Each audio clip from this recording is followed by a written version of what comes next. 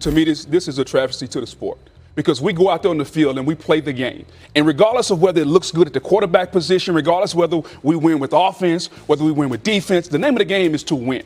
If there's one thing everyone has an opinion on, it's the college football playoff. You're comparing them, Alabama to Florida State. You got to give Alabama the nod, even though they had a close game against Auburn in a rivalry game.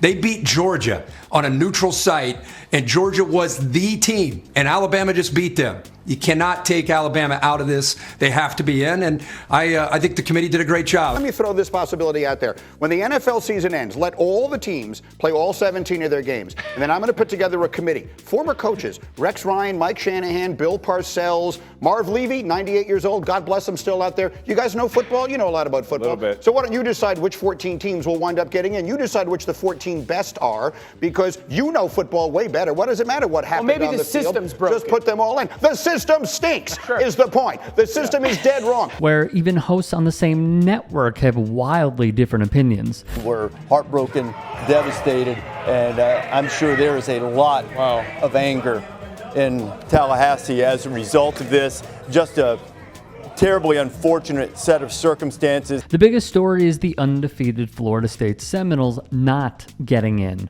You know, it's one of the tougher moments I've had to experience, and just for all that they've done. You talk to a team about responding to adversity, getting up and going to give all that you can to be able to find a way to win a college football game. And like Coach Smart said, it is hard. Head coach Mike Norvell spoke with the media afterwards. As we tell our team all the time, your truest identity shows up in times of great adversity. The main argument is this. So many people out there that say games don't matter, games don't matter.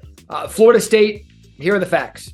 13-0, Power 5 champion, third string quarterback. Key players and injuries factors in to the College Football Playoff Committee protocol. And there's no one with a set of eyes, no one with a set of eyeballs that could have watched yesterday's ACC championship and yesterday's SEC championship and said that Florida State was the better team than Alabama. That's because of the injury Florida State's Jordan Travis suffered in Week 12, a broken leg.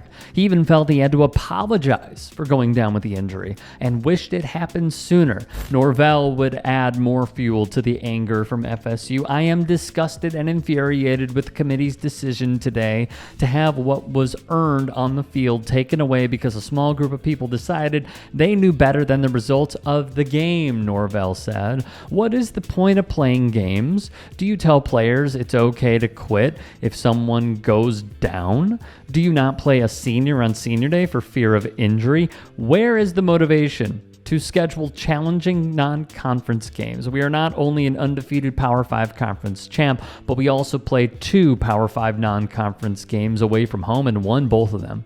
I don't understand how we are supposed to think this is an acceptable way to evaluate a team. Can we all just stop with the fake outrage from the Florida State AD and the president? I get the coach, I get the players, but the rest of the people just need to shut up already. This is college football. It is not a perfect system. We have controversy every year. It helps fuels in what makes the sport great. Let's be clear of what we saw this year out of Florida State. They crushed number 5 LSU. Beat Clemson at Memorial Stadium, beat number 16 Duke, had wins over Miami and Florida, and outlasted number 16 Louisville in the ACC championship. Well, the same day you're talking about this Florida State game, the Alabama team, who we just shoved right in there to the greatest thing of all times, played an Auburn team who had been absolutely boat raced by New Mexico State. I mean, embarrassed by New Mexico State. The week before. And needed an absolute miracle to beat an extremely below average Auburn team. It's clear, however, the committee did not see value in a team that lost Travis, then backup Tate Rodemaker. They see TCU all over again and want the best product on the field. The question is this: should a team be penalized for an injury, or should the committee give in to the best teams, not the most deserving? The hero always wins. The best team, who we subjectively think is the best team in college sports, doesn't always win. Maybe who you think is the best team doesn't always win. So in the game of football, what makes it so special is you have to play the game. And when you play the game, someone wins and someone loses. And if you play it 10 times, it might be different. But in college football, you get to play it once usually. You play the game, someone wins, someone loses. And you know what Florida State did? All they did was win. The Athletics' Kennington Smith III sees it differently. It's the toughest decision the committee has ever made, and it was right on the mark.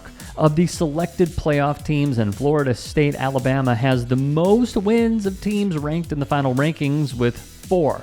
Washington could have 4 if both Oregon wins are counted separately. That includes the win over number 1 Georgia, the back-to-back national champion, and a winner of 29 straight games. Of these selected teams and Florida State, Alabama ranks highest in strength of schedule with a combined opponent record of 98-60. Noteworthy, not an argument, just factually. History is on the side of Alabama as the SEC champ and the best team in the conference. The SEC champion has played in every single national championship game in the playoff era except for the inaugural season and has 6 national championships from 3 programs. You know what happened yesterday? Football became figure skating. Figure skating is something that judges decide because there is no objective way to decide if you were the better figure skater. But there is an objective way to judge football teams based on what they did. Florida State's strength of record was 3 at the end of the season. You went off on a tangent there that defied gravity. First of all, some of those things are true. Not all of them are true. But which was not true? The bottom line is, here's what's not factual. Well, it's partially factual. We're supposed to start the 12-team playoff this year. The one we have next year was supposed to start this year. Anyway, you have any idea who was against it? This all happened when Oklahoma and Texas came into the SEC. It was all mostly agreed upon. And then the commissioner of the Big Ten, your conference, the Pac-12, and the ACC. You familiar with the ACC? That's the league that Florida State won on Saturday night. Those 3 men, especially the ACC commissioner, said, we're not going along with this. This is wrong. Had they gone along with it, FSU would be playing Liberty in 3 weeks.